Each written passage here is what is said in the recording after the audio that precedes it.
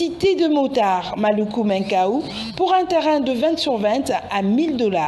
Notez bien, le frais d'ouverture des dossiers est fixé à 15 $. Frais panneau, 15 $. Frais bornage, 35 $. La compte est fixée à 15% pour le site de Kinkole au bord du fleuve et le site Kinkole VIP. Les autres sites, le frais d'acompte est à 10%. Attention, attention, les parcelles sont en vente à crédit et pour une échéance de 12 mois. Nous sommes situés au 4256 avenue Caniveau, quartier Beaumarchais, dans la commune de Barumbu. Pour tout contact, appelez au 082 36 90 409 097 580 51 06 082 222 63 21. La cité d'avenir, c'est assurer l'avenir de votre famille. Devenir bailleur en République démocratique du Congo n'est plus un rêve. La Cité d'avenir vous offre cette opportunité sur ses différents sites, à savoir Kinkole au bord du fleuve pour un terrain de 20 sur 20 à 14 500 $. Télé Kindobo pour un terrain de 20 sur 20 à 3 500 $. Bienvenue, fidèles téléspectateurs. Une fois de plus, nous sommes là dans le cadre de notre émission. Par notre émission chaque jour ici à partir de 14h30 jusqu'à 16h, diffusion 23h. Si vous avez l'habitude de nous suivre sur notre chaîne YouTube au centre TV chaque jour et en direct sur les phares télévision. Voilà.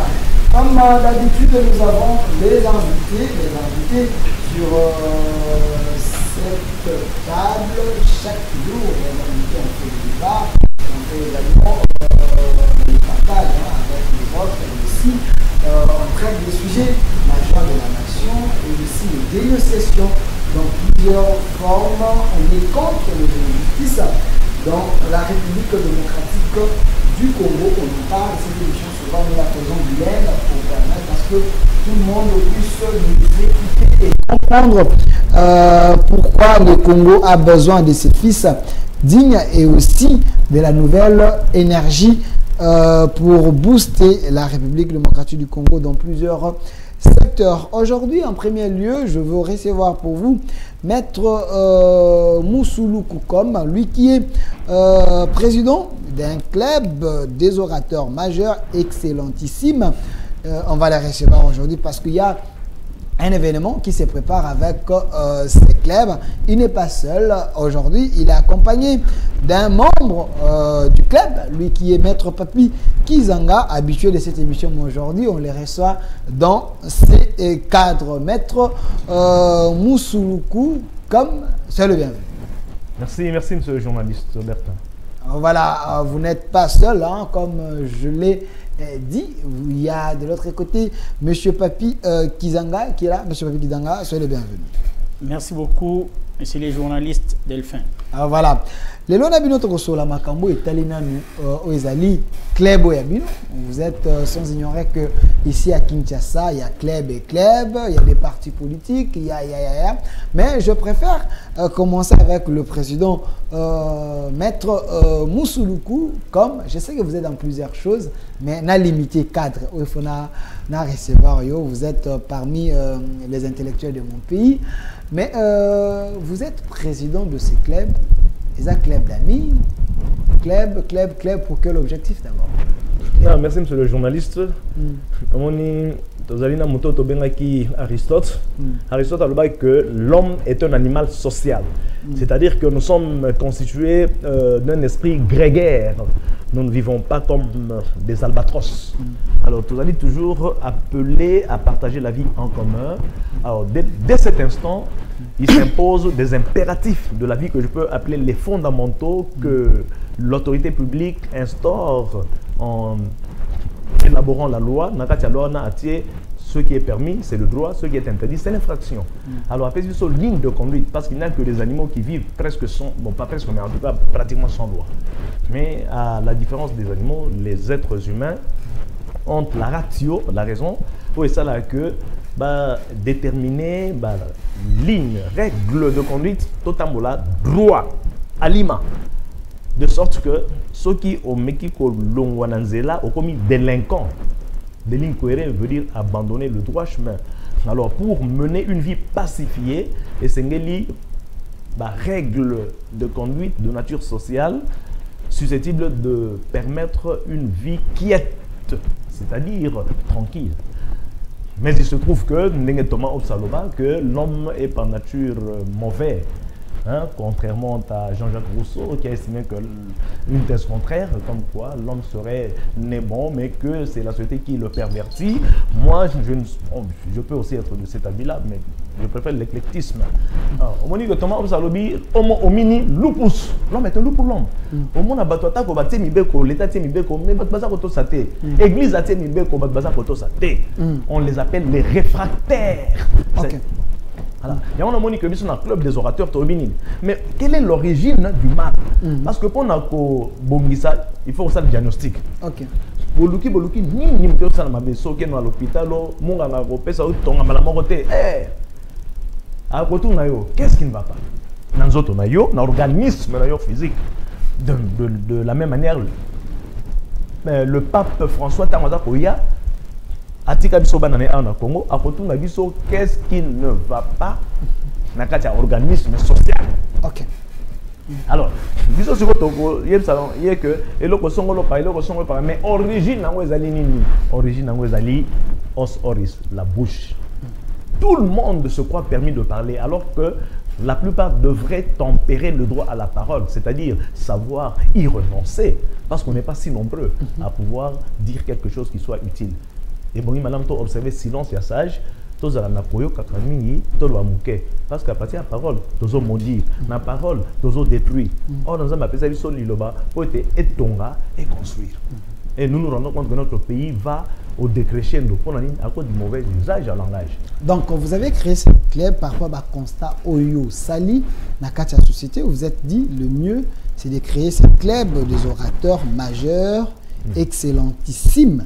Il y a un monde créé, mais au moment où on a bleu, on est godem pour excellentissime. Mais bleu, moi, ma caisse, est-ce que ma Congolais va comprendre bleu comment? Déjà, dans la il y a excellentissime. Et là, qu'est-ce qu'il y a? Bon, on va mettre d'abord, moi, il y a pour comprendre, oh, Matisse, est-ce que le Congolais landa, oh, Zako Bundé, te ba au région, va comprendre ma cambo? Dans la Psaume 82, la Bible, vous êtes des dieux. Cependant, vous vivez comme n'importe qui et vous mourrez comme un prince quelconque. Biso batonza makela biso na lilingi nae. Zamba biso que soyez parfait comme votre père est parfait. Donc au moment que to aspirakana eloko oya malamu koleka. Yango na moni excellent to ti superlatif na latin. On a le que tous les bateaux ont une vision nini, il y a aigle. Il faut toujours aller voler plus haut comme l'aigle et puis voir plus loin. Tous on a une vision encore futuriste. Tout est que aujourd'hui si ça ne marche pas, tant que ça lit autopsychanalyse. Donc constatez qu'à l'origine c'est le mauvais usage de mots. Il y a Albert Camus. Alors mal nommer les choses, c'est aggraver le malheur du monde. Donc l'origine du malheur de mon pays. C'est la langue. Donc, de ma belle paix, si la carte automatique à cause d'un malentendu. Mais ça n'a pas été au Congo, il y a un ciment, il y a un brique, il y a un pau, il y a un linzanza. Au moment que tout le babette dans la Bible, et tu as aussi la terre à cause d'une incompréhension dans le langage. Et on a vu sur le niveau de Sabato à Lima, tout ça, tout lessivé, mot, avant de remettre en circulation et puis faire usage orthodoxe. Il y a donc naturel et précieux, on a appelé ça la parole. Merci. Club des orateurs majeurs, excellentissime. On peut dire club des orateurs majeurs. C'est au moni Simon Rodéranger, majeur excellent. Alors, de l'autre côté, maître Papi Kizanga, tu as plus une casquette. Oh, bah tu vas aimer le ming, vous allez rencontrer en opposition, mais ah, on m'a proposé, na bateau bana pouvoir, na bateau bana opposition, ils ont besoin il y a combat oyo ba valeur oyo ko kana ko takati na bango une manière ba ko cause la influenceur il y a société na ba mœurs oyo et singeli. Alors vous avez dit membres, qu'est-ce qui vous a poussé à ce que au côté na club oyo, parce que ba club ezali belé hein, c'est parce que c'est peli na lopoto na ye ko lo ba lopoto za ba valeur te oye biango. Non non, merci beaucoup monsieur les journalistes. Et moi je suis flatté parce que primo d'abord, je voulais commencer à remercier l'initiateur qui est le coordonnateur, mon mentor. Na likanisi oyo ya munene. Oui, vous savez, il a parlé des philosophes et tout consort. Bango va nous réfléchir pour la société. Comment kozongi sa société nanzela. Vous savez, lorsque nous parlons de cela, pourquoi pas parler aussi des nôtres? Bango baza lokola ya biso awa. Azana ko réfléchir mboka na ngai nazomona mabe ezana kokota mingi na domaine tel. Alors Nzambe apesi nga maele. Est-ce que maele wana na obomba ngo pona nga? Non, il dit non. Je dois maintenant me lever na telema na sangisa baninga to banda ko lobelela yango. Po soki to kangi munoko mboka na biso ezoki ekokufa. Omoni eloko e motiver nga nano eloko wana. Ya kolobaki no toyeba ko dénoncer mabe. Alors, na kati ya club des orateurs, alors bien club des orateurs. Club ya batu oyo ya maele makasi. Ba oyo bazolinga ba réprimer buzoba. To zonga te na ba époque ya kala oyo buzoba ezalaki ke non soki ekwei famille na famille ba sangani ba zoba ba mizoki sani et tout consort mutu ya rocha bango na ordre azate.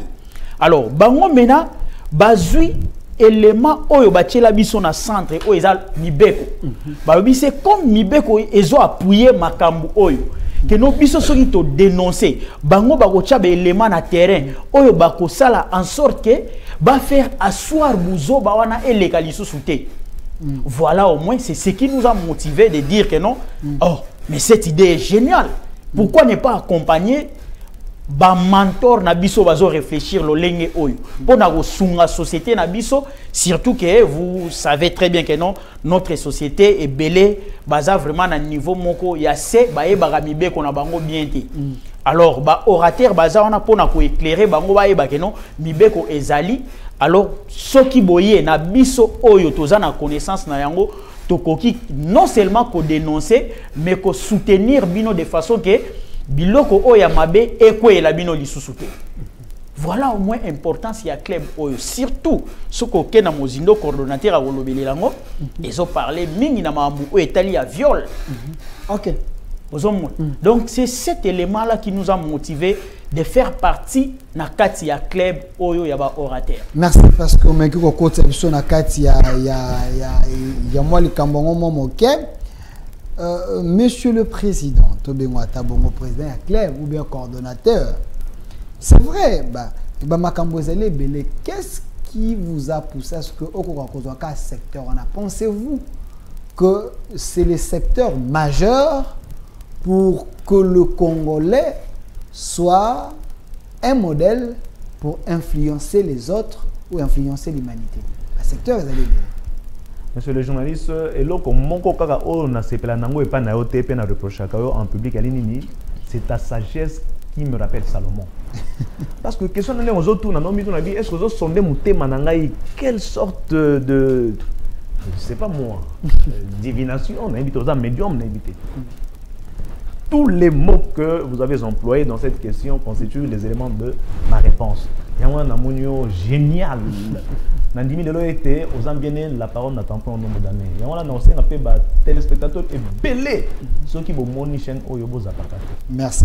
Surtout ceux qui vont moni des fin Azar pour animer. Et l'autre, donc, base, il y a développement, il y a Mboka, Nanga RDC, que les Congolais le retiennent. Base Nango Zali, abstinence sexuelle. Ok. Base à développement. D'abord, lorsque un individu est capable de vivre la pureté sexuelle, c'est-à-dire que nous autres, on a eu des tempélo, moi je ne suis pas pasteur, je suis juriste. Mais il faut être bête pour nier l'existence de Dieu. Alors, Alors, il faut qu'on ait une pureté sexuelle. Oui, bah maintenant, moi, tu es allé pour vivre n'importe comment. Tu as l'embois, il y a mobile qui avec qui solo, il y a moi si, c'est-à-dire que dans la période de chaleur, à combien de repas ça doit être. Non, à quel azui katabongo. Alors, si un homme va avec une femme de la même manière qu'un chien sort avec une chienne sans aller verser la dot de la famille en bois, moi si. En quoi sommes-nous intelligents? Non, nous ne sommes qu'intellectuels, pas intelligents. Okay. Mais on a dit que Delphin a retenu, on a besoin de deux adjectifs. Qu'est-ce qu'un intellectuel? Qu'est-ce qu'un homme intelligent? Voilà. Alors, on a une parenthèse très important. Yami Bayen Auto sur son lobby, pour le bas français, madame Eozali Kozala, monter à valeur T. Donc on a ici aux alliés 14 sur 10. Parce que bateau yo IGF fazo ne ko même quand parquet général. Baloba français mabé. Bateau IGF fazo no camp. Baloba français madame. Ce n'est pas parce que je parle bien français, anglais, portugais, latin, italien, même le kimbala, le tchilo, là, tu peux dire la chica d'imboko takaboko, le moyen de la tu peux dire tout ça. Sauf que tu vas bien dire qu'on va aux valeur. Moto azali ko valoir à partir de la valeur, c'est-à-dire oyo société za kondima été voilà conduite de monsieur Seigneur aux alaboyer. Et loko ezali ya yote aux zoyango te tient na poche. Ezali eloko ya bat.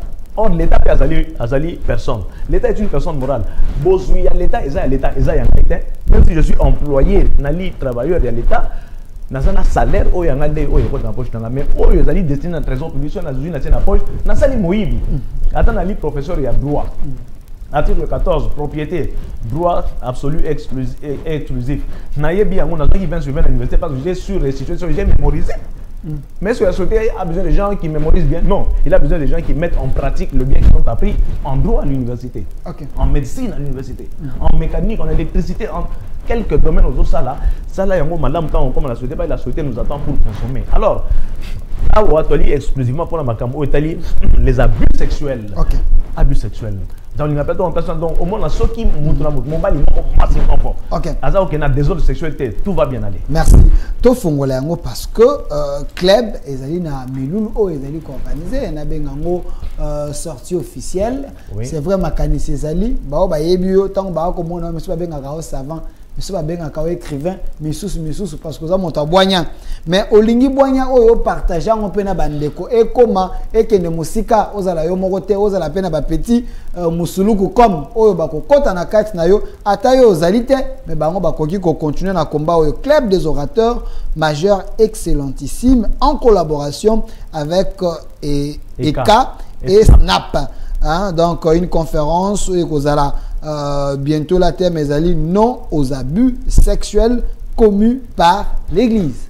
Mais papa, bisika yangwana tuza komona kuna na TV bacheli biso. Voilà, c'est ça bacheli biso kuna na TV déjà ni na fiche yangwana. Mais papa na mena moniete bisika oyo simbi. Oza ba problème na bato.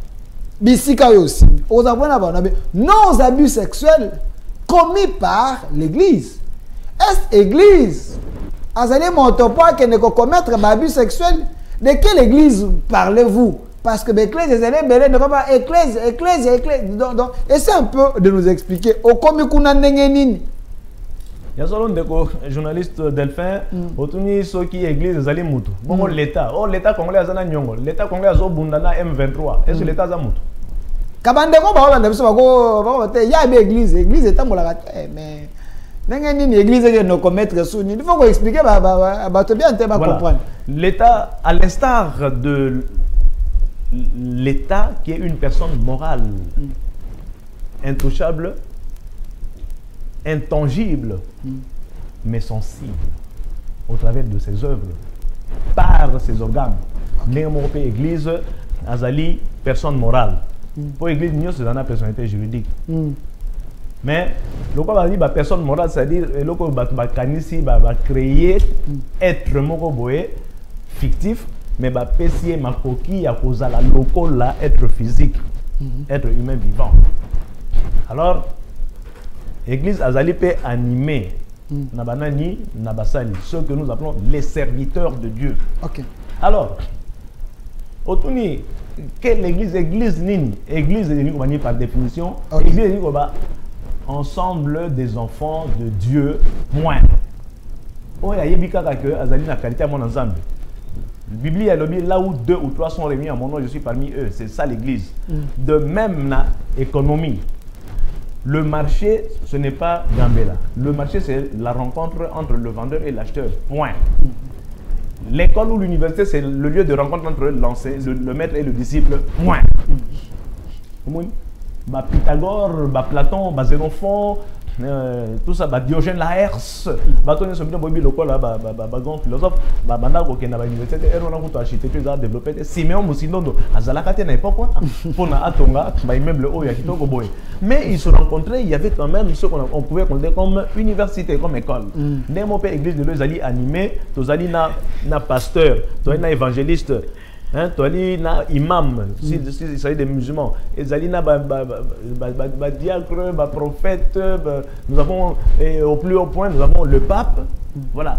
Il y a Zalina na sommet, na sommet, Tobingé le souverain pontife. Ça veut dire, être souverain veut dire n'avoir aucune autorité au-dessus de soi. Avoir un pouvoir souverain veut dire avoir un pouvoir supérieur. Supérieur.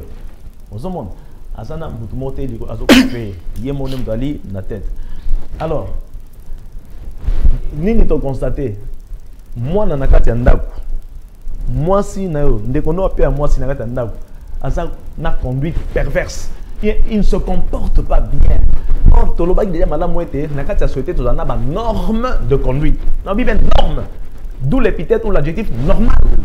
Normal veut dire conforme aux normes. Et le Caliboso on va commis en groupe. Dès que vous êtes deux, et si nécessité à règle de conduite et se faire sentir. Si l'homme était seul comme Adam le fut, originé, jamais Balinga va sentir nécessité à règle de conduite. Adam va se conduire comme ceci, comme cela et ne pas faire ceci, cela. Vis-à-vis de qui? Il n'a pas un semblable. Dès l'instant où l'homme a vu son semblable naître, il dit, ah, voici cette fois l'os de mes os, chair de ma chair, c'est-à-dire il me ressemble. À partir de ce moment-là, je ne suis pas prêtre, je ne suis pas pasteur, mais pour moi, je suppose que c'est le sexe. C'est le sexe qui est au milieu, de la tête aux pieds. Ce qui est au milieu, c'est ne mange pas. C'est-à-dire, il ne faut pas manger d'une manière désordonnée. Tout ça va faire après, comme il a droit. Mais donc vous n'avez pas un lien, un winculum juris. J'adore le latin, monsieur le journaliste. Alors, lien de droit exaté. Alors, ou bien maman abino a ebibiso. Il y a église. Papa, après, comme sœur, yo, la nana na bureau. Non. Mais ça, c'est prohibé. C'est. Oh, yo, todo bien avec ceux anti-valeur, né. Au moni. Ligni que ndeko journaliste n'est so kaka moto na moto. Basi moi si vierge, mon bali chaste. Bon, tant que au bali et si tu ne vis qu'avec ton unique femme et la femme avec son unique. Mais c'est ça la société que Dieu a créée. Moni biso to pervertir société. Moi biloko no loba nazaki na pasteur Kasta bisiko vandia kana. Ka bisiko vandiana l'homme qui a 13 femmes maintenant a dit le rencontrer. Vous aimeriez le rencontrer. Pas de problème, je peux organiser un débat. Ouais, pas de problème, je peux organiser un débat, vous deux. Mais lui dit, l'homme de nature, l'homme est polygame. Donc l'homme ne peut pas vivre avec une seule femme. Tant qu'on l'a bien touché l'église, il va passer à les habits sexuels commis par l'église. Tant que l'église, il y a batata ya milimo badodo kamba, na omona bamukuna, na omona baza moi belé. Vous voyez que l'église est portée plainte parce que yo ont affirmé les habits sexuels commis par l'église. Est-ce que vous avez des preuves que l'église n'est commettre des habits sexuels avant d'appeler ça ndeko? Voilà. Musulu maloba. Omoni ndeko musulu kute ndeko papi. Ndeko papi kizanga maloba. Parce que l'article 56 évite de respecter droit à pas de problème. N'a pas besoin de la famille. Voilà. Ngai a supposé que Nazali un serviteur de Dieu. Nazali serviteur de Dieu. Ceux qui n'ont pas le sujet ya boy. Na au supermarché n'a dit merci, marteler là-dessus. Parce qu'il y a des loups qui se sont déguisés en agneaux. Ok. délégués par le monde ténébreux et enténébré. On a infiltré bah, brebis. Il y a moi anecdote. Okay. La chèvre et le léopard. Là, je suis en deuxième primaire. La chèvre n'est pas très intelligente. Un jour, le léopard avait tellement faim qu'il s'est rendu à l'étable pour aller chercher à dévorer une chèvre. Mais il se dit que si j'entre dans cette étable avec ma vraie identité, où on sait que je suis Jean 10-10, voleur, dérobeur, destructeur, il veut que pour égorger, dérober, détruire.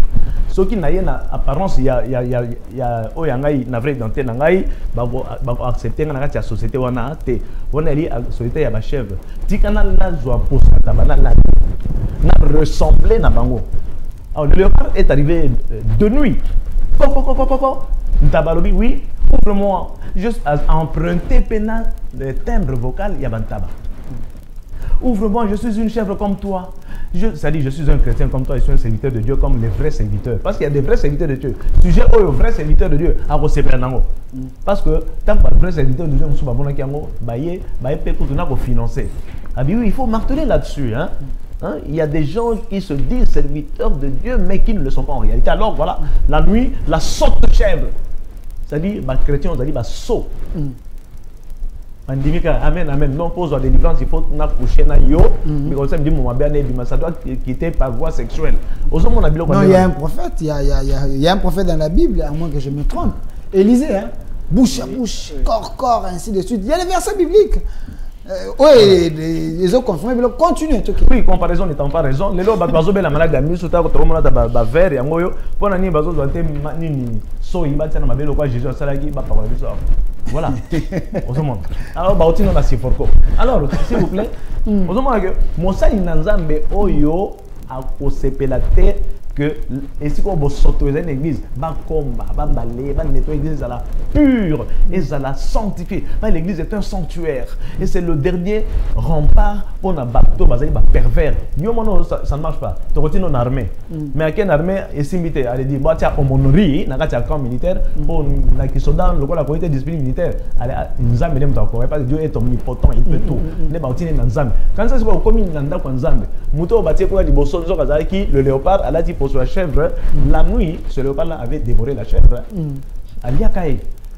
Soyons prudents quand les étrangers demandent à loger chez nous. Okay. Soyons prudents lorsque les gens sont des serviteurs de Dieu et viennent officier le culte, la messe, etc. Merci, je veux revenir vers vous parce que vous avez au mon côté. Le coordonnateur, Moussoulou Koukam, Amekiko Limboulé la bus, Ayo Bakis Nin S, Makambolobi, c'est des vraies réalités. Autres, vous vivez dans la carte avec l'église, elle est là.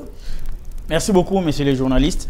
Moi, une fois de plus, je remercie les coordonnateurs parce qu'il est en train de taper fort. Vous savez, c'est un grand sujet. Et nous devons toutefois faire la vulgarisation de ces sujets. C'est très, très capital. Non aux abus sexuels commis par l'Église. Et il dit non aux abus sexuels. Vous savez, hier, j'étais dans un bis. Dans Zoya Ozong Anandaku, j'ai rencontré des personnes. Un garçon et une femme. Alors, moi si on a azoé bisa, moi na mobile wana ki bazo sola bango mibale. Ndeko na biso wana mwasi. Na pekisa ki église wana azoyo kate. Talana no pasteur mobimba, ceux qui boza na église, il y a des fois azora ba gêne. Apesi bango mbongo, azui yo ya mobile yo ya mwasi a financer bino. Ayibisi bino bokende ko se balader disons. Bokende lokola nenge to kina bakinkole, nenge to kenda ko se détendre tout et partout. Donc à go pesa même 5 ou 6 jeunes comme ça. A pesi bino mbongo bokende kuna bozo apena chambre, bo salata 3 jours. Bo se détendre. 3 jours. Alors biso to lobi église ngo échanger, makambo échanger, batu babala naté, batu bayeba naté. O pesa bango mbongo. Au nom de l'église. Voilà. Et ce sujet touche, ça touche. Sur les antivaleurs et Babiloko, c'est pertinent. C'est pertinent ce sujet ici. Et opportun. Voilà une fois de plus. Merci coordonnateur. Alors, vous savez, les lots oyo, batu oyo babando sala ba habit sexuel, ba bima na monde na bison normal, ba kenda ko se réfugier na l'église. Oui. Oh, Bah changer cible. Toluki mokili, tokuti mokili Voilà. l'église. Bah changer cible. Maintenant les avertis comme les coordonnateurs. Bah teli. Bato ba kimi kotoyo. Bah ebata makotoyo. Tika sikoto bamba bango eloko yo. To zonge la siko esika yango et comment ça les mela makasi. Donc bah y'a ba posa nzoto na bango na kati etonga. Voilà. Et puis donc il faut les apprécier. Donc les journalistes pour na bazo kota na kati na etonga parce que l'église est commis refuge. Voilà. Il y a ba ordure. Les hommes charnels bah na kati etonga. Voilà. Maintenant dans la justice, oh la mission ici là na bonzambe. Voilà. Il faut qu'on reprenne tout ça mais là pardonnez c'est 77 fois 7 fois pas. Chiffre noir de la criminalité. Alors que le procureur de la République, procureur général, Bazako Luka, Batalolengo, Bazako détruit ma vie à Bassi. Ma vie à Balamibani. Parce qu'on ne viole pas que les filles, on viole aussi les garçons. Voilà, et il se cache où? Bah, comme il bat à mon ami côté, mais Bazo bat à mon Bible. Vous voyez maintenant, leur protection, c'est la Bible. Bango Bazo ta sous mi côté. Il y a un ozomona, mboka na biso oyo, et commis chaque jour, ce qu'on tali na ba réseau, ba publication. Ba sextase ba pasteur kofingana et tout consort ba serre et tout ba deuxième bureau ba vice maman et sujet oyo est protéger nudité ya mibali na ya basi c'est très capital nudité est comme exposé pourtant on bazo kende na ka ya ba viol oyo wana au lieu bazala na protection non mundele asaila biso ba téléphone na usage toye ba ndenge ya ko utiliser yango mais et comment siko ba comment utiliser yango soki ba ke na buzo ba na bango bongo au mona moko azo filmer soki o libéra qui est o yazala ki nango posate a biso soko sakani na go publier voilà. Vous voyez donc le monde est exposé alors les coordonnateurs à saliba analyse à saliba étude ba recherche et tout consort à tout à lobby non. Nous devons décourager. Nous devons à tout moment entrer maintenant à l'église pour décourager ces pratiques. Pour essayer les malicieux. Pour ceux qui est continué, en tout cas, la société n'a pas disparaître. Merci. Alors, pour la société est disparaître, nous devons sauver. Nous devons sauver les hommes perdus. Voilà. Nous devons sauver. Nous devons maintenant soutenir ces sujets ici. Merci. Et aller avec ça. Même na banda qu'on a biso, na batu bazolanda. Jour où yango ekoleka j'espère que non bino ba panzi sango bo diffuser yango dès que zo senga batu nyonso balanda ngo po bazwa conscience soki babiloko wana ekomeli bango bayebi wapi mena ko se diriger pour ba décourager ba pratique wana esalema lisusu. Merci. Très capital. Club des orateurs majeurs excellentissime en collaboration avec EKA et SNAP organise une conférence thème non aux abus sexuels commis par l'Église. Alors, moi, le coordonnateur, Makanishu et Yelio, je pense que Bino Bato Boza Kolanda Biso, ya mwana toza komona na TV, ndenge ba komeli biso affiche yango wana, akopé ça ba détail, ba adresse ko sala jour nini boko ya, est-ce que boko futa billet, boko futa ticket, boza na enveloppe, boko tika boya, oboya pena mabonza tote akoloba yango awa, mais bandeko bananda ko ba kolanda biso si réellement bozana ba ka oyo j'aimerais que vous puissiez envoyer vos messages tokotanga yango pe na suka na kosenga coordonnateur après sa numéro na ye de façon que okoyi ko contacter directement lui peut t'orienter peut t'aider au-delà d'être ce qu'il est c'est un juriste c'est quelqu'un qui maîtrise bien les lois de la République pour ne pas que ceux qui ba bien salemela kio pasteur wana parce que ça na mbongo yo ko banga te devant l'erreur mbongo le bagelo côté à moins que justice amweza la we singélité mais quand vous avez des gens au bakoyi ko aider yo okomanakata boloko wana je connais des pasteurs oyo bakokaka na bango te kozala mwasi moko baza banzotomo ba pasteur o balula corps les pasteurs charnels les pasteurs épileptiques bakoya kana bavana masumu ndenge balinga koya telemi pour lui comment en mode église ko ya mutu abongo ye tango bete makambo ye so monika sera ye lolenge ka lateli ba professeur bandobi po abi tango yebso no landanga na bureau kune comme tu vois verset wana wezalaka non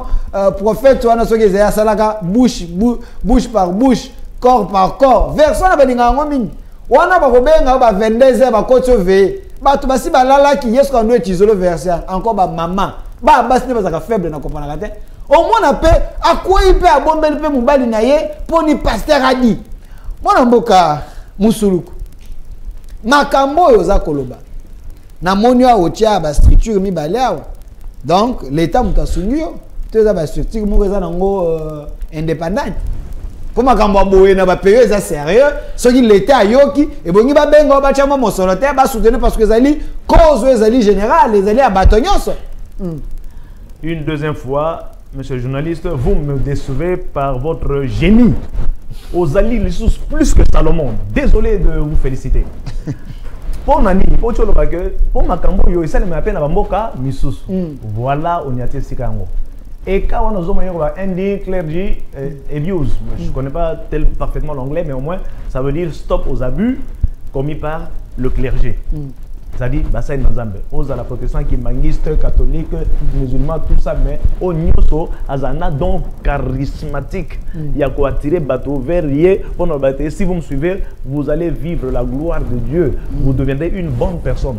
Comme tout Nyoso a amené une vie, il y a bonheur. Alors, nous sommes la respecter, considérer socialement. Alors, il y a des règles de conduite de ça et nous accéder dans la cour des grands. On a vu pas aristocratique, mais au moins il y a noblesse morale et puis il y a respectabilité sociale.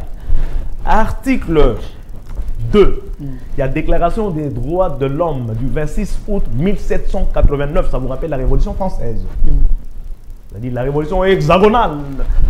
Et l'objet était la liberté, la légalité, la résistance à l'oppression, la propriété sont des droits fondamentaux, inaliénables et imprescriptibles. L'homme doit vivre librement sa dignité. Nous devons apporter atteinte à la dignité et à la ce qui fait que l'homme soit l'homme, c'est ça la dignité. Mais Mboka est établi Mibeko. Avant Ozoa, moi si, excusez-moi, ce qui est dans le code de la famille, comment on a prévoir versement institution à dot. C'est-à-dire que papa et maman va beaucoup lire moi sur ce penaille. Bagnon va m'acquitter. Maintenant on nous voyez à comment moi si on doit accès à nous et c'est nous ça nini pour rétribuer. Mais les nios bandaki nous voient si besoin quelle gauche aux quelle droite aux est-ce que vous allez mboa nem takina bon talaka comportement mboa tu na ba to ba beaucoup la mboa batamba ba mboa minene ba ba so bani ba bazana ba kombo ebele au berger allemand au bonaboy ba bazo ko pesa ko bon yaka mboa na yo a fait qu'on mboa na ngai on a ni race ya boy to ke kuna le même chien à quel kuna ni c'est le soir que ba futa la dot te c'est que so yo mo vivre le côté mboa. Dieu t'a donné un seul organe. Bon, tu veux que ton organe fréquente combien de fourreaux? On appelle wagina en latin. Voyez-vous? Alors, la famille, je voudrais faire coïncider avec Cambon. La famille est la cellule de base de notre nation. Article 40, il y a Constitution. Il y a 18 février 2006. La famille est la cellule de base. Ça veut dire que la famille d'Ali Mobo, et la famille c'est quoi? Ce n'est pas l'homme et la femme, oh baba la ligne de famille, non. L'homme et la femme qui se marient sont en alliance, une famille. Sinon ça serait l'inceste. Okay. La famille n'apparaît que lorsque vient dans ce foyer un enfant. Alors par contre papa, maman et enfant, ça forme la famille. Alors, dans la famille, on a moins de fois bien éduqué, il y a des normes de conduite. Il y a des règles autonomes et il y a des règles hétéronomes. Confère Hans Kelsen avec la théorie pure du droit. Mais au moins que famille diable zaboulou à comprendre, mon lonki à comprendre qu'il faut à dynamiter famille, à panzayango, à sa valeur sociale aux alliés consacrés, à attaquer famille. C'est fini, mais c'est la société qui s'écoule. Imaginez-vous, des journalistes que va supprimer sexe féminin. Il n'y a plus de femmes. Devinez le reste. Où sont pouvoir vous allez sous-souter? Oh, il faut attendre à mère, na Maserati. Et comme ça, mais sous-souter parce que nous nous habillons pas pour que vous les hommes non, moi je m'habille par rapport aux femmes. Les femmes s'habillent par rapport aux hommes. Tant que les hommes m'habillent vice versa. Vice versa. Non, on dit que moi aussi, je ne condamne pas Dieu, que faire? Mais il faut tout ça, tout ça effort. Je vous jure que ceux qui tout ça effort, il y a la pureté, regarder pureté sexuelle. Que l'homme ne se contente que d'une seule femme. Et si Comment ça peut être possible, monsieur Papi Kizanga? On est en train de chiter avec vous avant que je puisse parler d'un autre sujet parce que Jean-Patrick Moussenga est déjà là.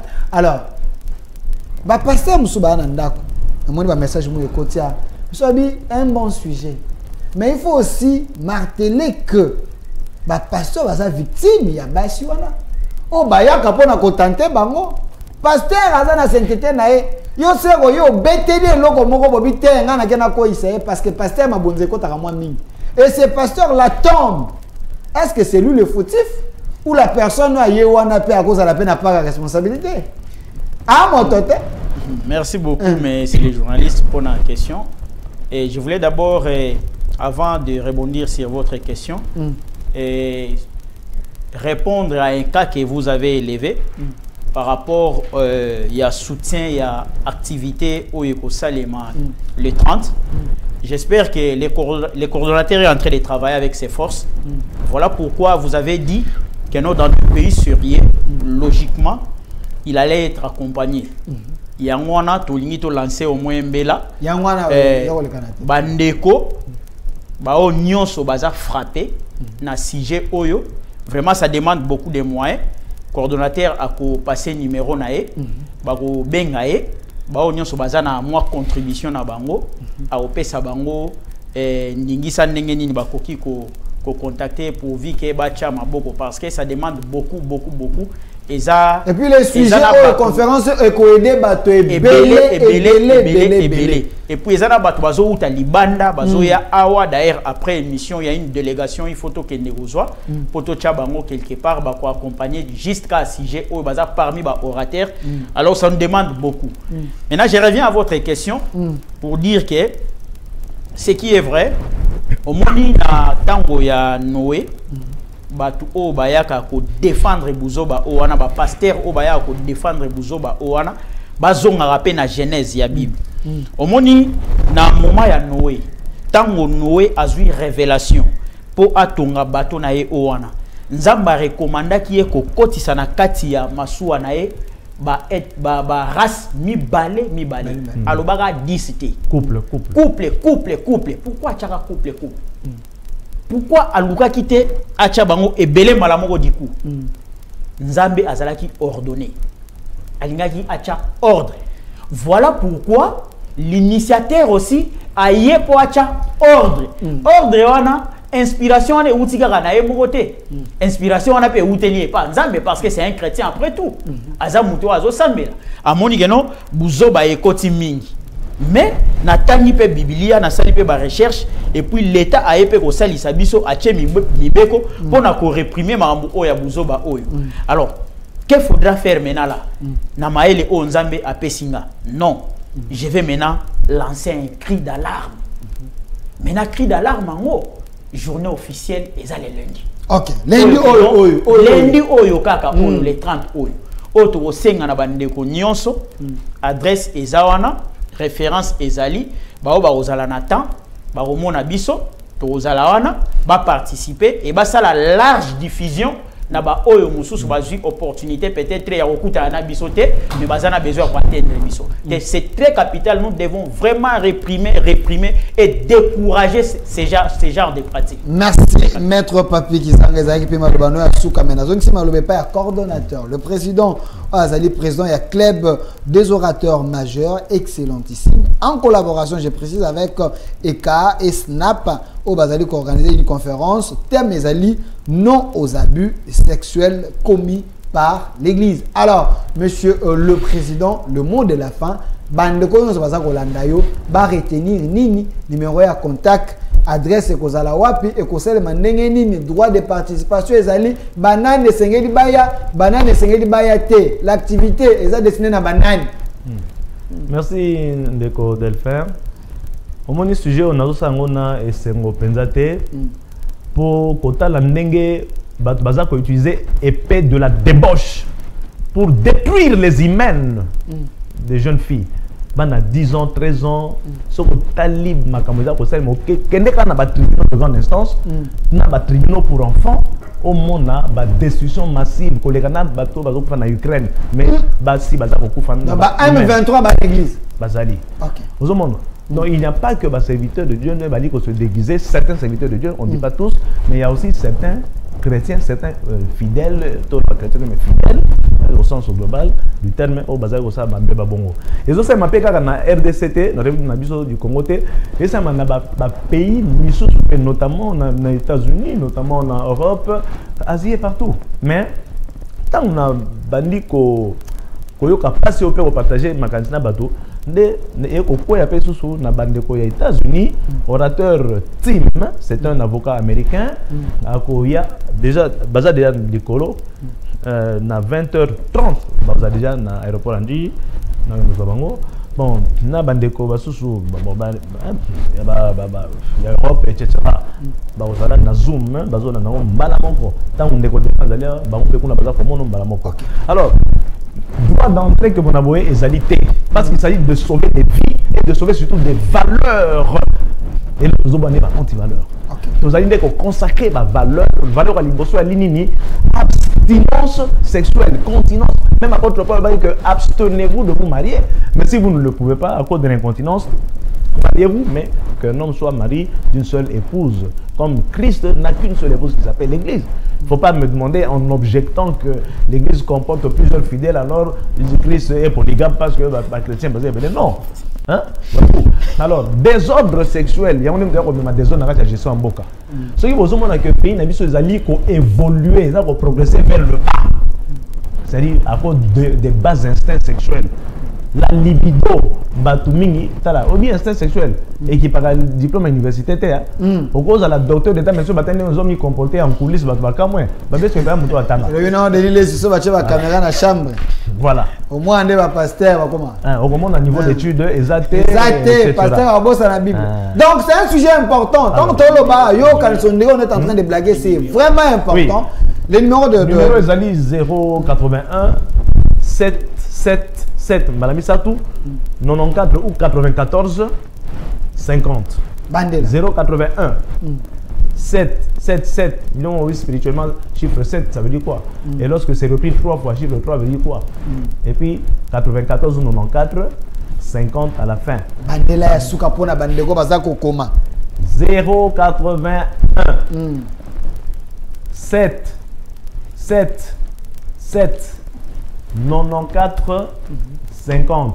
Droit d'entrée est alité parce que ton monnaie était pas pour sauver ma vie à bateau. La vie n'a pas de prix. Bon, tu as fait notre droit à pourquoi? Nous avons un hôtel Léon, Banda Mobola, ti na sommet à l'État. Porte est ouverte dans l'hôtel Léon de 10h à 16h. Hôtel Léon est à la Roya. Hôtel Léon est allé dans la ville, sur l'équipe gare centrale, tout dépend à côté où tu es là. Mais il y a building, il y a immeuble, on a tra, dans Simanango, salle Les Délices. Les autres, on a 10h, qui n'ont 16h. Na partir numéro 1, beaucoup moyen. Il y a beaucoup de et il y a dit une structure où ils allaient pérenne, c'est-à-dire que tant que l'humanité subsistera, nous lutterons, nous combattrons les antivaleurs, nous allons lutter pour les valeurs. Parce que aider ces heures comme ma classe, il faut tous en abattre, il y a bonne moralité. Si vous faites, pardon, il y a diplôme, il y a université, diplôme, il y a théologie, ça ne vaut rien lorsque le détenteur est immoral. Immoralité, impudicité. Et là, on a dit que cause il y a malheur il y a peuple congolais. Cause de malheur, ils ont non. Voilà, merci monsieur le cordon Souloukou. Alors, 30 secondes, mot de la fin. Merci. Je voulais aussi lancer un message que Bandeko O Nyonso, Bazana a besoin vraiment de soutien. Va contacter toujours le numéro OANA et puis de 2. J'allais aussi c'est un numéro MPSA. Oui, c'est un numéro aussi MPSA. Toutefois, vous pouvez envoyer ne fils que Oignon Soyo Okutanango. Et j'allais aussi encourager et féliciter l'équipe Oignon Soyo et autres travailleurs. Nabiso, à l'occurrence, il y a Maître Peggy Fila, Nandeko Emery Oazotambola Pemini Nabiso, na Maître Placide. y compris d'autres confrères oyo baza tout autour ya coordonnateur bazo sungaye kaka de façon que réussite est à la totale to lembate to sungana to kangana pourvu que to lukako neutraliser ba anti-valeur nyonso oyo etoni na société na biso. Merci. Pardon, lobby zali conférence zali na caractère international. Ça vous le savez. RDC, États-Unis, Europe. Alors bonga non c'est un décojournaliste ça bon ça émission mo ça là que to voyana mutu ya anglais comme ça ezala trilingue voilà. Pas de problème. Pas de problème, on va s'organiser pour ça. Merci à vous monsieur le coordonnateur. Oyo omemeli biso message ya Malam Ozali Bongo président ya club des orateurs majeurs excellentissime Oyo Ozali organisé en collaboration avec ECA et SNAP une conférence Oyo Chetem non aux abus sexuels commis par l'église. Merci d'avoir répondu à notre invitation numéro PC Zali Ayo bato bozali na baka bomonete bato lobela bino bazali te baza komenation soko lobby na bengano na ndako soko lobby okota su église te soki te kokola na neloko na mutu te. Il y a des gens oyo ba kosunga yo pona ko dénoncer ke ba un jour yo sala ba crise boy pour kola neloko na ce n'est pas normal surtout bino ba papa ba imoro boze belé boze belé. Merci à vous. Prenons la transition, le temps pour nous de prendre Monsieur Jean-Patrick Moussenga. On va glisser un peu sur l'actualité et puis parler d'un dossier, surtout bah, conflit foncier. Ezali moi et belé. Tokobeta moi ma solo nango moi ndambo. Azali déjà on a biso. Retournons du côté de la réalisation. On prend l'élément de l'ancienne première dame, oui, Maman Olive Lembe. Cet élément, ils ont ça la buzz. Na kati ya réseaux sociaux, elle a réclamé. Mbongo mobali na ye aza komona te. Mbongo mobali, papa Joseph Kabila na peso mbote. Habite likambo sous famille présidentielle. Ah! Mbongo mobali, salaire mobali. Il faut comme kanyoso na ndako. Ya Joseph Kabila za kokoma te. Po bato finance babite mbongo ebimaka. Papa Joseph Mbongo ekomaka nyonso na ndako te pa Maman Olive. Maman Olive aganya bi salaire mobali naza komona te. Aza komona te. Na yebite likambo ezi couple. Nana ko kabola bango nana ko sunga pote mbongo emona na Maman Olive amona te. Esuka ka wapi? Kinga kati penzele za mulai. Na yebite so ekomaka to esuka na kati Papa Joseph na yebite. Tozo nano élément otokozonga na plateau.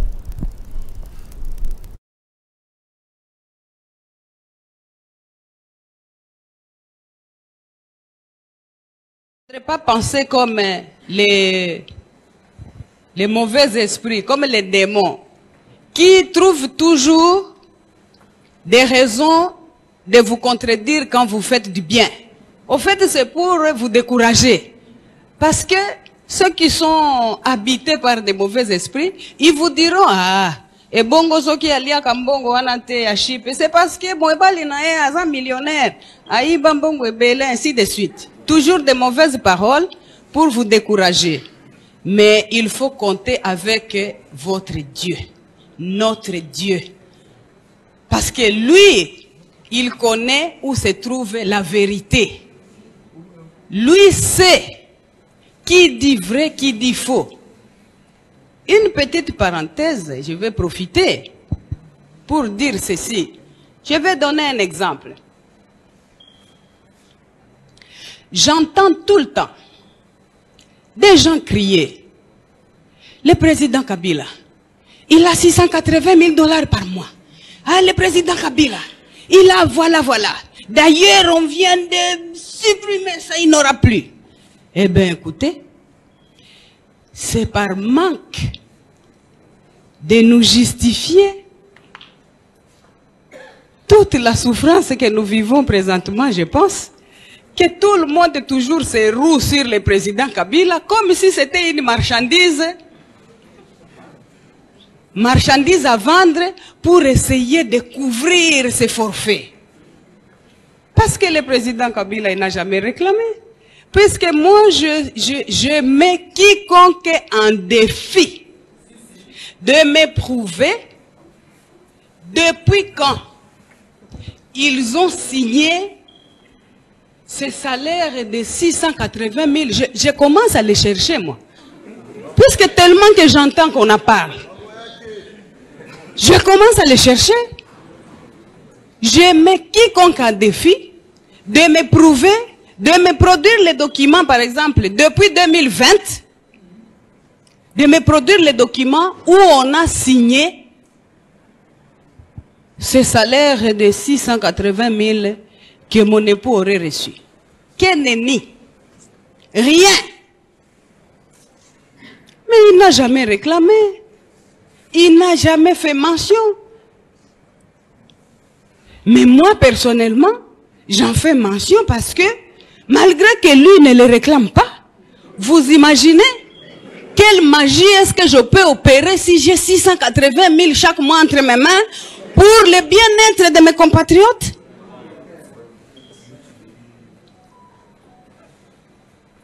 Je pense que je vais, comme c'est une nouvelle année, je vais entamer des recherches et faire des démarches pour savoir où sont passés les 680 000 de mon époux pendant des années, que l'on crie tout le temps sur les toits, comme s'il les recevait quelque part, et essayer de les récupérer, puisque c'est son droit constitutionnel. On ne peut pas se réveiller un beau matin et commencer à faire des déclarations juste pour jeter de la poudre aux yeux à cette pauvre population, essayer de la mettre en conflit avec Joseph Kabila, tellement qu'on a peur du silence qu'il incarne.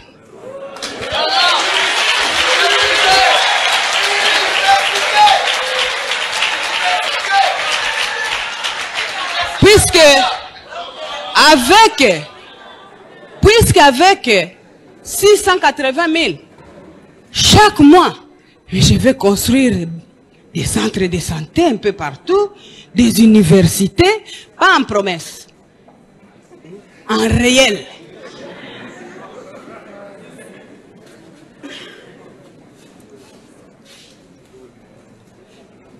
Peuple congolais, aimons-nous les uns les autres. Soyons solidaires.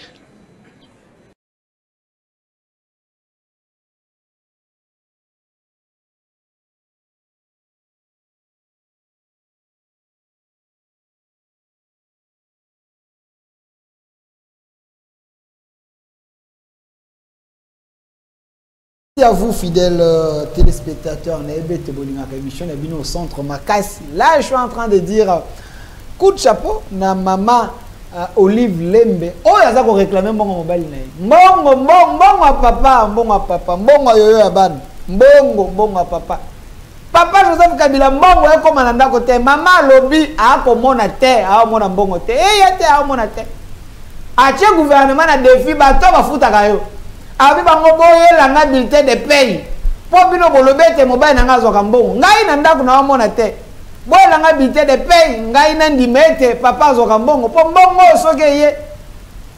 Na ko sepela makasi. Na ko tongela ngo ba hôpital, na ko sala mosala poete peuple la ko kana ko sepela. Bana bitike ba ko na ko lia. Ngai ndesuko na ko tuna na papa Joseph Kabila. Kabange papa Joseph makambo ya couple na bino comme na réseaux sociaux comme tina TV mama ko luka mbongo mbongo eke wapi namoni bandeko boka ministère ya finance babite ndeko Delphin mbongo ebimaka wana je vous donne l'information selon mes sources yebisa mama ke mbongo ebimaka mbongo ebimaka mais on est atuna biso botona atuna nanu ndeko ilungam na ministre ya finance ya kala sele ya laguni po bango mibale bazaka na PPRD bango batika ba trace ke mbongo wana ebimaka 680 $1000 ebimaka ba trace ezali Nicolas Kazada yo kutaka makambo basalaka ye pa bia otika na nyongota afutaka bango ba milongoli na ngambo siko mbongo ekoma na kingakati te esuki wapi mbongo wana eza kosuka kote nini mama Olive wana droit na yo bosunga mama Olive bosunga ya mona mbongo papa Joseph koto chaka mbongo to ebite mais il faut comme merci à vous fidèles parce que botuni mituna mwa mingi ngana jemno ka elema na pesi bino ba réponse ba pesi ngai na seli ba reche ba bimbongo bimaka mama Olive ndo amona te nous les Africains, pour nani salaire na biso basi bakoye bate. Ni kambo ka sezaka pour na biso ba jeune couple. Tina ba président salaire na bango basi ba omona te. Moi mboka Jean-Patrick Moussenga, ni kambo ezipe société moi mini. Pourquoi les Africains sont comme ça? Salaire à Moubali, maman a comment attendre. Maman ça n'a raison le salaire à Moubali. Merci beaucoup de Kof. Na pesi équipe Nyoso ya au centre Mbote. Na ba victime de guerre. Makilezo continue kotanga na RDC. Ça veut dire que toujours continuer kolela. Maman Olive azolela mbongo zo komate. Eh komate. Mais c'est quoi on a na lingi na tuna. Mbongo ngo alingi amona ba kamataka olobi ça combien 680 000 dollars. Oh, éviter ceux qui sont s'il vous plaît. Ceux qui sont habillés à 20 dollars et cause à la mal mobimba. Donc bakoya nango inde tina ndako batikeli pour monango. Na éviter. Donc et puis na kati ya mbongo wana nyonso eza ya yeta. Soki amona kangote ye peut-être azolinga mona 680 000 dollars. Or na kati kuna eza na ba indemnité ya sécurité. OK. Ba okamata mbongo ya bato ba osale la Joseph Kabila sécurité te ba pesa Olive Lem. Aosa na ngoni. Ata ba preuve ba banque ya komona te. Traçabilité. Ah, alobaki azomona preuve te. Te nyonso. Apeta lisolo mbongo te. Ba pesa ye ba preuve. Or na monaki sur une chaîne de la place, babimisi ba sortie de fonds na banque centrale, na affectation ya fonds na banque une banque de la place. Na combo ya sénateur a vu. OK. Joseph Kabila. Mbongo ebimi na banque centrale. Batindi yango na compte moko dans une de banque ya mboko. Donc soki alingi akenda kasi na compte wana soki bapesa ye procuration akei na compte wana tuni bakokamata mbongo oyo bakopesaka policier oyo akengelaka Joseph Kabila un truc moko ya aboma ye mpo baloba Tshisekedi moto akenda oboma ye te sécurité eza wana il faut bafutama bachauffeur baza wana Tibo mona kandeko Joseph Kabila ye moko na vola azotambusa mutuka. C'est parce que amesana neka kotambusa mituka. Mais normalement azali na ba chauffeur oyaye o bafuta makana kati ya dotation wana. Oyo il faut afuta. Ezali na protocole na ye. Ezali na service na ye. Hôtesse et tout ça. Nous sommes pris en compte par dotation.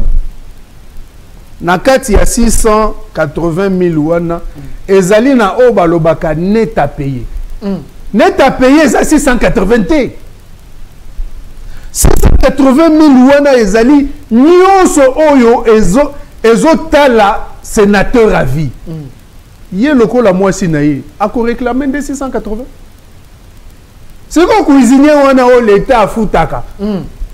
Alors ben hollandais na simaso ya foutiete. Donc moi je pense que ça un bilo mususu e bongi to kanisa malamu aba. Maintenant maman Olive abiso ki mbongo ane comme la cahier à kotongela ngo ba hôpital donc c'est son argent za mbongo mobile na ye yo wana ndio comme okabula na moni comme obebisa libala. Mbongo wana ezali ya mobile ya maman Olive te.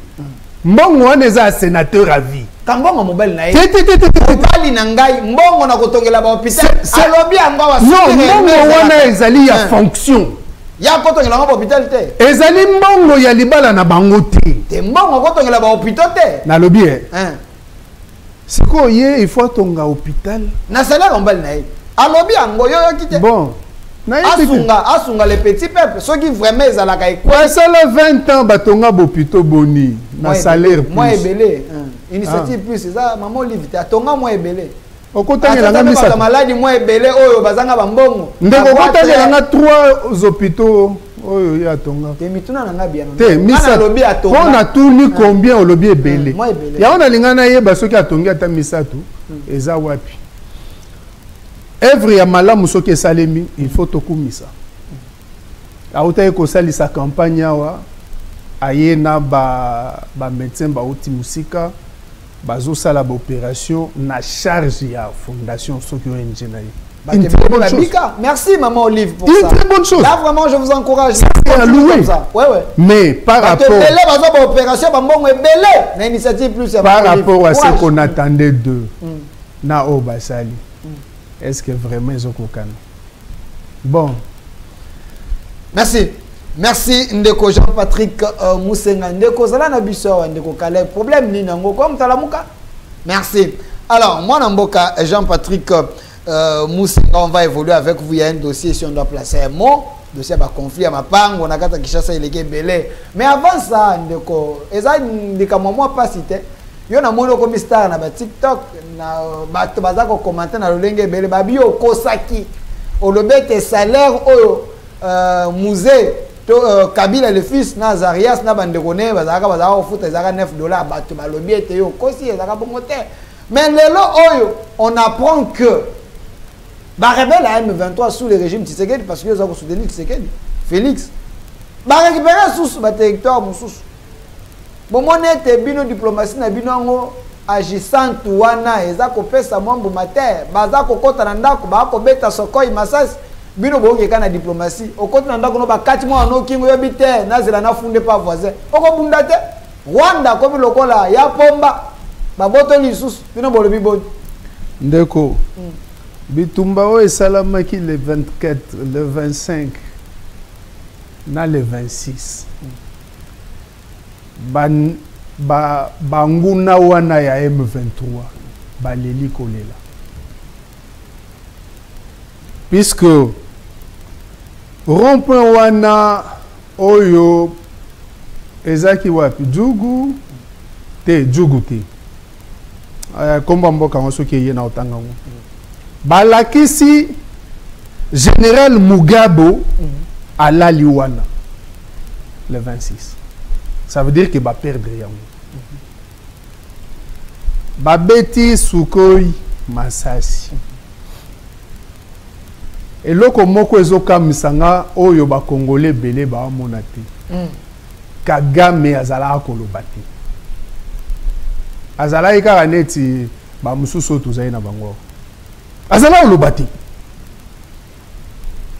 10 millions de morts ya ba congolais 11 millions ceux qui a lobby azo minimiser biso to bomi bato kuna te lelo Kagame akomi biloba loba akomi chanteur te atalaku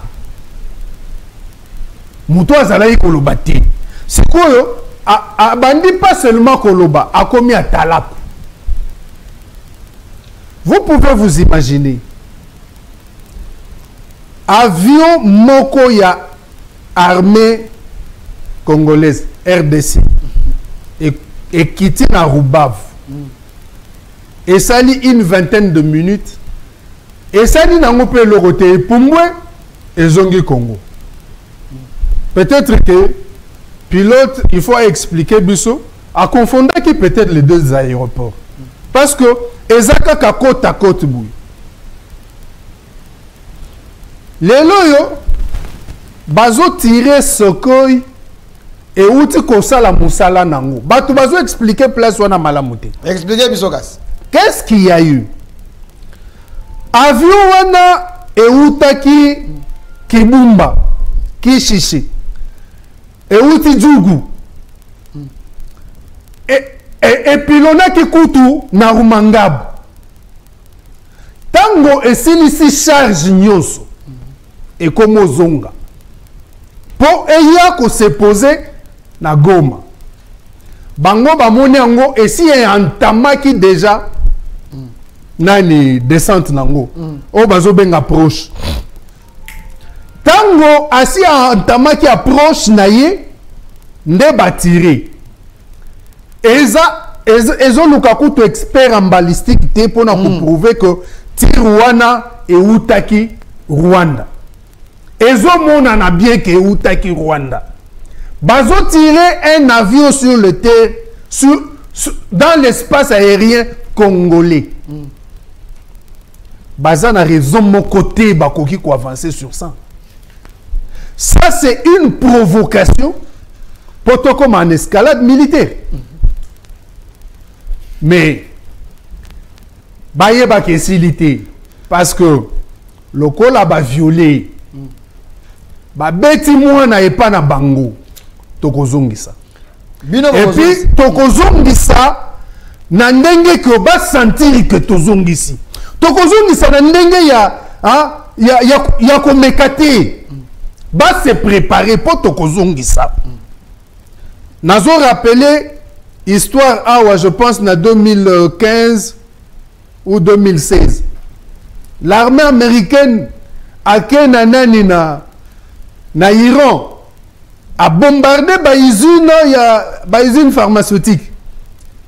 Ba lobi non to kanisa keza ba usine ya ba arme chimique. Iran a lobby ndenge basalinga boye je vais réciproquer. Iran a télémisi ba apache naye a bombardé bâtiment de guerre na base militaire américaine où ils allaient na mer morte. Iran a déclaré guerre aux États-Unis. États-Unis en faisant cela a déclaré guerre na nanité. Nazoyoka batu mususu bazo yekola. Batu bazo yekola. Ba principe il y a politique internationale la diplomatie. Bazo loba biloba loba. Ça c'est un grand exemple. Une grande nation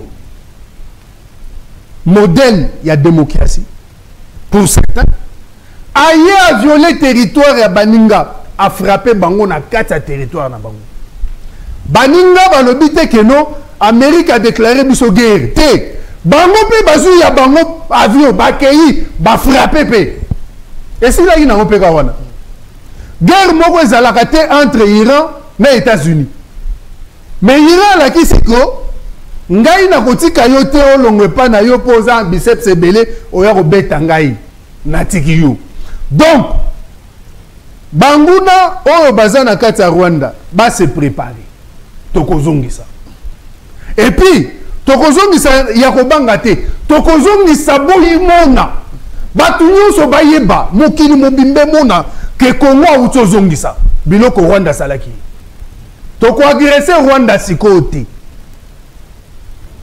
biso toza na problème munguna kote libiso na ndako to bunda to bengana na munguna so to bimisi munguna so ka okoka ko bimba mobimba abima na frontière na biso tango siko to kotikala nde to kotala to landa ye kote akei ou bien to landa batoyo bazaki simana ye mais na minute oyo toza na nukuna te tozo fournir ba effort nyonso pour to beta munguna alongwana na territoire na biso. Mais le reste bon yo kasango. Merci mwana mboka Jean-Patrick Musenga et merci à la réalisation na musala kitoko on a za ko mona boza ko sala mais c'est Jean-Patrick Musenga c'est vrai au PC Peuple Espoir le bien était biso to kozongisa to kobunda baka na kata promesse mais na minute ba ko kata batometo ba ko cha bato bambeli to boyi kishishe mususu eko makuna mais mino beli bo kozongisa donc papa oyo azali papa na ya pomba te papa alemba ba ko beta mwana bite bo beta enanu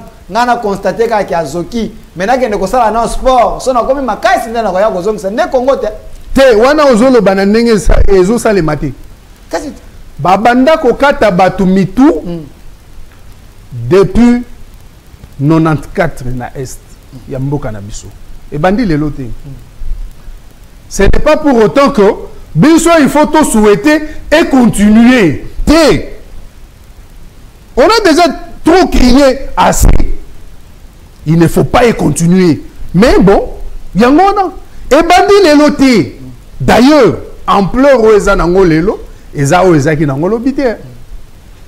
Tu peux t'imaginer, on a perdu plus de 11 millions de vies. Nous comptons plus de 6 millions de femmes violées. Nous comptons au-delà de 15 millions de déplacés. Merci. Liboso, bato bazala au Belangote. Il avait fallu que Tshisekedi derrière pour forcer la communauté internationale ou azala komona azokanga misu. Oazo yoka ati bakoto na matoi. Oazala ki na mbanga kolobate lelo banda koloba. Il avait fallu que Tshisekedi derrière. Merci Tshisekedi derrière communauté internationale ba beza communauté moko hypocrite baza ba hypocrite bango ils ne peuvent pas rouler pour le bien de la RDC. Mais ce que bateau baza ba hypocrite yango bateau bo au modi ndeko la bango ndeko delphin tozo la bango te. Nous les avons forcés. Nous les avons forcés d'accepter. Nous les avons forcés de parler. C'est comme si aux yeux ballon auquel marqué na goal il y a l'arbitre na quand arbitre quand adversaire na y a l'arbitre et puis au forcer l'arbitre on dit ma biwana. C'est ce que la RDC a fait. Merci moi Mboka Jean-Patrick Moussenga. Je veux placer une fois de plus un mot par rapport à ces dossiers. Il y a un conflit, il y a un pang pour baksanga santé na ya munene la caméra na na monete awa batu ba mona ngana konda onde makamuna alo be koyoka te eza koyoka na pe bato ba koyoka ba konzi ba koyoka na dossier o to za koloba message en parti Moussenga na ko pesa yo maloba ete ko kana ko placer mo parce que yo linga mingi ba injustice. Il y a un dossier oyo ya madame Janine Yanga azali présidente ya AVC Construction mais ba kotise lié parti adverse na makasi po et pas ba ya pomba po ezali monsieur Arish Jactani na Moderne Construction na dossier oyo. Mettons qu'il est plus rapide parce que le dossier si boye bien ngoto le longo moins mingi. Na communiqué oh ya monsieur Molendo Sakombe auto sala ya ngonga ya suka awa communiqué ya sali selon plusieurs sources eza pona ko influencer parquet général na biso po te dossier ezali kuna na communiqué oyo Molendo a commis après cette injonction selon porte-parole il y a AVC et de justice na biso eza ko sala mosala nango pas attendre ne lokote parce que ya si a lobby tout est clair nyonso justice a ko sala ko aboutir ne lokote Molendo a commis likolo état de droit ndenge bato AVC ba lobby a commis likolo ba magistrat a commis likolo ya procureur général pe likolo ya avocat général Molendo Sakombe na ebite nguya osozu yango wapi okoma likolo ya justice ndenge bato baza koloba awa. Mais ce qui est grave na kati ya communiqué oyo ya ndeko Molendo Sakombe otomoni awa communiqué de la cellule de communication du ministère des Affaires foncières sur les fausses allégations dans les conflits fonciers mus entre AVC Construction et Moderne Construction. Ah, Molendo doit reconnaître jugement oyo ezali RC 113 151. Jugement oyo Molendo azali ko reconnaître awa. Jugement oyo mikanda yango na communiqué à Molendo. Jugement oyo yango nde awa mwana mokanda oyo yango ezali jugement ya AVC ya madame Janine Yanga. Jugement ezali RC 113.151. Ne oyo ekendaki kozongisa madame Janine Yanga na kati ya concession na ye ya Njili Brasserie. Mais ce qui est grave, badongolo misu ya état de droit, banguna ya état de droit, bato baleki justice na biso na makasi ndenge bango ba koloba Arish Jactani ndenge bato AVC ba confirmer biso awa Arish abia leki justice na makasi azui jugement oyo ya mwana mboka Janine Yanga mokolo AVC Construction akie nango akie kozwa ba peme ba ya pomba bakie na concession ba etizaka jugement na ye po ba benga na batu oyo baza na kati ya concession eza kwa muyibi aye ayibi yo ba clé akoti na ndako na yo avandi siko bino boba nana yibaki ba clé muyibi botala muyibi yango ye wana avandi na kati ya lopango na ba clé yango avandi siko yo omoni muyibi affaire foncière omoni muyibi Arish Jactani ndenge par rapport à jugement oyo avandi na kati ya concession ya moto yo ozo reconnaître kaza muyibi mo oza kosala eloko te na mikanda na yo pour qu'on reconnaître le jugement, mais ce que vous la source, ezali à Madame Janine Yang.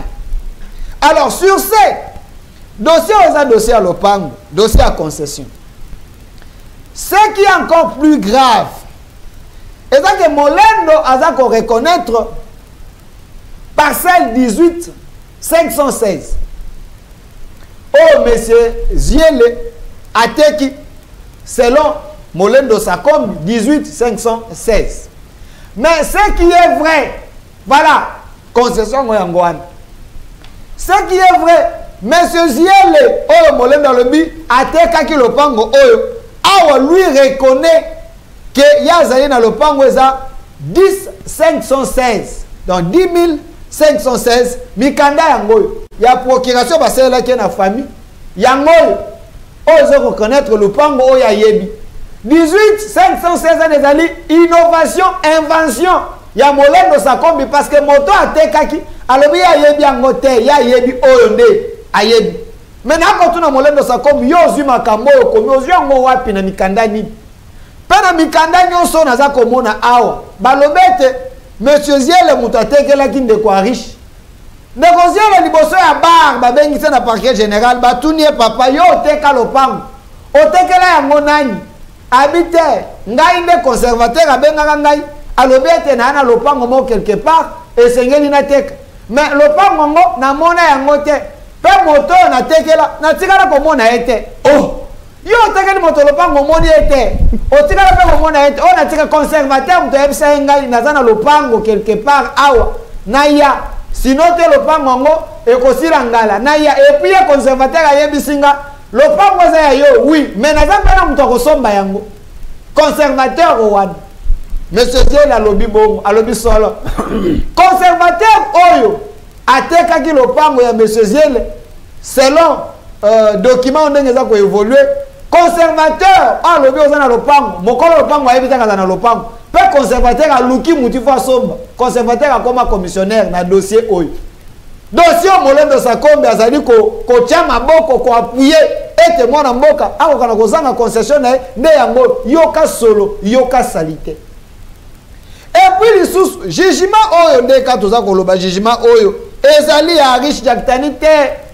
Ari Jaktani azui jugement ya moto. Eza kwa carte d'électeur na ngai. Yo yibinga carte d'électeur na ngai. Oki ozwila ngombo. Ba constater que longo za na carte neze ya yote. Mais ba tingelo carte d'électeur na ngai yo zo kangami na ngo vandi na ngo. Ya ngone dossier o. Siko justice moto esengela kabola biso eza faire foncière no. Aye va constater yo zeli carte d'électeur za ya yote ngana pesa ki yango te. Ndenge no tika na ngo ba kangi misu ba koloba te. Na mikanda na nango awa. Pour mon akage za faux, ba faux ezali ebele awa. Monsieur balobi atekeli a riche lopango.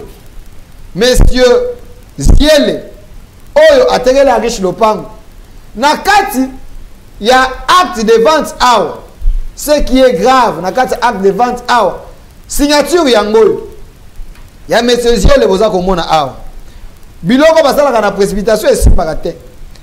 Awa na procès verbal ya conseil ya famille Ziele oyo bayokanaka ete mabele ezali ya bango après liwa ya papa na bango tala signature ya ndeko Ziele ezali awa moto moko ba signature mibale.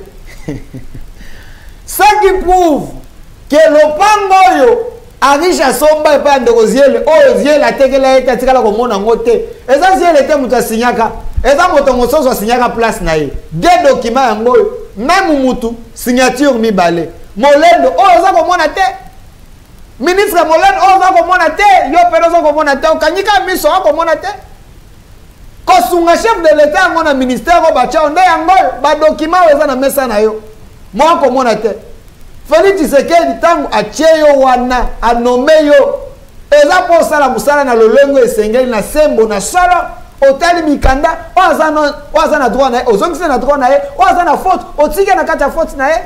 Il ne faut pas appuyer les mafiateurs, les gens qui falsifient les documents, les gens qui jouent avec la signature, avec le pouvoir.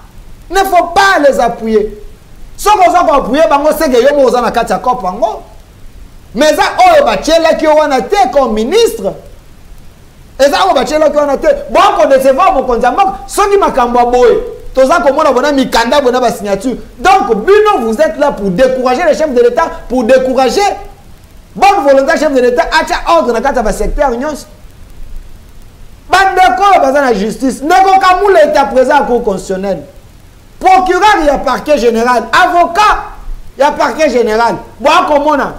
Ne soyez pas intimidés. Pas intimidés, binoté. Communiquez, oh, il y a molède, intimidés, binoté. N'avez nous communiquer à molède, et qu'on y colobette. Nous sommes justice, on constate, on gagne de cause parce que tout est clair ici. Molède a comme justice. Molède ne peut pas être jugé, on ne peut pas l'interpeller. Lui peut donner les injonctions à la justice. Il est qui dans ce pays? Ce n'est qu'un ministre. Pas un serviteur, il y a peuple. Il travaille pour la population. Le pouvoir est un lit d'hôpital, mais il faut savoir bien faire les choses. Maman Denis Tshisekedi, moi c'est mon konzamboka. Ma kambobo, eza ko ternir image. Ya mobali na yo. Élection en 2023, tu faut pas un discours vers ton homme. Ton homme a l'impulsion, a le pouvoir. Après, si idée, à le mettre, bateau va salam salam pour le peuple. Mais lorsqu'il y a des gens comme ça, le col bande, le col va molendo ça comme, oh baza cité na kata ba dossier salboy. Oh baza cité na kata ba dossier salboy. Vous pensez que ces gens ici méritent la confiance de votre mari? Le pango ya monto. Bosi infiltré boke boche na kati, ala mikanda ki avandi kuna nganza mikuna. Bon côté na misu na kati état de droit, na kati état de droit. Kamule ta ozali wapi? Bateau chef de l'État, normal la justice, bozali wapi, je ne suis pas sûr que Bino se voit dans la mafia. L'état de droit au Congo, je ne suis pas sûr que Bino se voit dans la mafia. Et ça n'a pas mais pas message n'a pas pratique à ma bébé bazali. Oh, bazana sima ba molendo wana. Ndenge na komona po makambo boye soki molendo vraiment zali clair. Azana bato malonga bato bien. Bako sunga biloko berego na komona na kata communiquer na ye azoka connaître ba erreur matérielle. Erreur matérielle na kata communiquer. Ba tchaki on a po mona ka erreur matérielle pour ça la erreur matérielle. Et ça qu'on a kobongisa éviter les erreurs matérielles.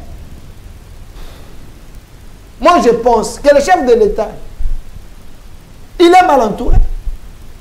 Parce que non mon nom kozambo ka bunda yo moko. Batloka ba molendo na kati ya conseil des ministres balobaka nini pa mo konzamboka parce que na kati ya secteur na trop de problèmes. Balobaka nini innovation ni na ye nango. Batabwe ba mériter confiance mo konzamboka te. Et puis justice amboka na ngai. Moi je pense qu'il faut mettre fin à likambo oyo. Il y a AVC construction na moderne construction. Qui a le vrai document, qui n'a pas les documents. AVC construction azana ba document depuis 1958. Moderne a eu document, il y a le couteau comme on a awaziel à Wanga Nango Ao. Na 2020, Mouton a document pendant 1958, nous avons un document pendant 2020. Nani Oya a un document à solo. Et puis Mouton a un catalogue, Bissika na yete, Bavoisin a un certificat na ye, Bavoisin a un certificat moderne à Nango. Avec ça, Zalité. Et là, Bavoisin Moussoussou. Mais avec le vendre dans le pango ya moto, ici que certificat de l'extérieur, ma voisin de bazate, ma combien voisin tel. Mais ma tout nous, ndeko ya riche, ndeko yo indien. A la congolaise des pères et des mères. Bato ba lingité ba congolais ba comme ba millionnaire. Ils sont derrière tous ces ministres là en train de faire du n'importe quoi pour être ba congolais ba qu'on a souffrir. Halte à ça, non à ça. Nous voulons la vérité. Il ne faut pas maltraiter les Congolais. On n'est pas contre les Occidentaux. Mais bon, le Congo, on le lenga malade. Pas dans le lenga mafiaté. Dans le lenga mafiaté, on dit mangote. Mais non, quand si vous sommes justice, quand si vous sommes conscience à la Congolais, non. Nous dénonçons parce que le chef de l'État nous a demandé à dénoncer l'antivaleur. Que tu sois ministre ou pas, on dénonce. Ça, la moussala malam, tu remets ton mabok. Si on sali moussala mabé, tu kolobé, tu sali moussala mabé. Il y a qui tu sais qu'il a pouvoir. Banda pouvoir en Wezali. L'équipe peuple n'a pouvoir. L'équipe peuple n'a pouvoir.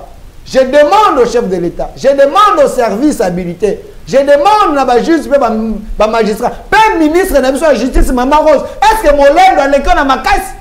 Ton de quoi riche, l'équipe justice à ma caisse? Parce que ça, moi, est-ce que Bahamon est là au terre? So Bahamon est là au terre. Il est temps au terre, les mots de décision de ma boque. Au terre, qu'est-ce qui ne va pas? Moi, si on a coupé la tongue, on me dit pourquoi on a mis Kanda na Enyonso. Mais bon, à côté là, on est là au mertate. Vous voyez que le mal est là, mais vous assistez à mal ou à la belo côté. Soit qui va te couper dans le dossier, je ne souhaite pas. Ne me bani. Bokoya matanga, boya na siakei. Nzamba limbi sabino. Moi na mboka Jean-Patrick Musenga, to komi na suka. Yo lobi boni, mot de la fin. Na dossier pe na makamoni to solo ya. Ndeko. Likambo ya kopesaka bapaya. Ba concession. Ezala botekeli bango, ezala bokabela bango ango. Nde likamoko ya makambo ezotika Congo na pasi. Je voudrais rappeler l'histoire que ba juif po bazonga na mabele oyo baza nango lelo yo babandaka nanu kosomba ba ferme. Asombi ferme azu droit de propriété. Ndeko ne pe ya asombi pembeni na ye. Ndenge wana na ndenge basomba mabele minene babandi mouvement sioniste. OK. Yango biloko Ruberwa Nyarugabo na ba ONG ba Rwandais oyo na toyokaki bazo sala. Justement aussi la même chose. Oh to komona benzi bazoya basombi babotoli na kobotola. Likambo wana eko continuer bongo te. Nani jarkate comment on dit Arish Jartani. Jar soki ndenge nini wana Arish ndeko Arish naza kutanti na prononcer ngote mokolo HJ ndenge za wana ye azali ya HJ mbongo azu yango wapi toyebi que l'état indien azana mbongo ebele c'est vrai mais azu ba mbongo wana nyonso ya koya kosala biloko wana wana Congo ndenge ni faut lukana koyeba nanu mbongo wana traçabilité na mweza ndete wana pe nazo interpeller maman Olive amekana no pe kotala na makambo puisque babiloko wana ebele wana ebandi na tango na bango. OK. Maman Olive tika nanu kaka kotuna mbongo ya 680 o ezali nyonso ya yote salaire mbali toyokaka ke bino bozala ba actionnaire na HJ. Yasola Te ndenge toyokaka. OK. Je ne veux pas établir que on n'est pas vrai. Si bon Aris wana zonyokola. On n'est pas na Congo ya Rweza za pe actionnaire ndenge na yo. Ndenge Aris wana zonyokola une congolaise. Okoko te l'appelle kambongo te. OK. Puisque c'est établi Aris wana yaki wana mbula nini. Pour somba concession o ba somba déjà depuis 1956. 58. Lelo yo soki ezana ba conflit bandakala eza ba conflit ya mabele ata na buku ankolo et l'Obama. Mais malheur à celui qui déplace les bornes.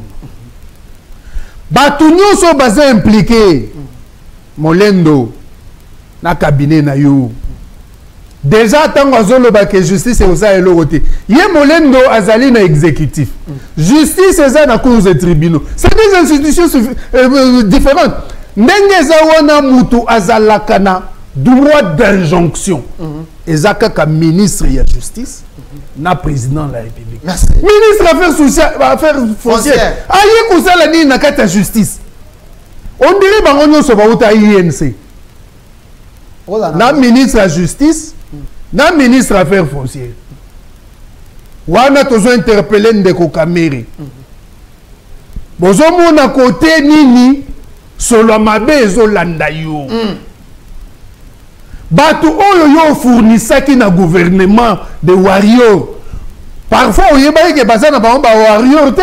Merci. Otindaki bango po bakende ko saboter to likambo. Merci mwana mboka. Nandeko Kamere. Na Maman Olive Lembe. Botala nanu likambo wana ya soki nini wana. Arish Jartani AVC construction na moderne. Bazo nani mukolo d'ailleurs ozomona que azo occupé lokwana illégalement. Illégalement. Merci. Nani numéro.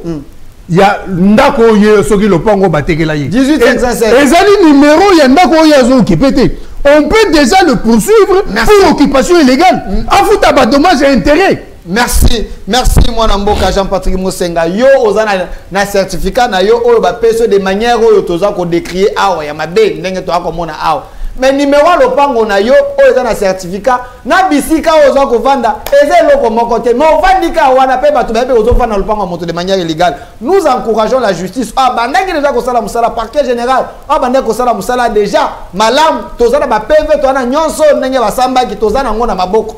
Espérons que beaucoup matina souka bo pesa solution na likambo. Ba influencer binote ba mala mbongo etambola te. Po tenebe. Ata mala mbongo etamboli.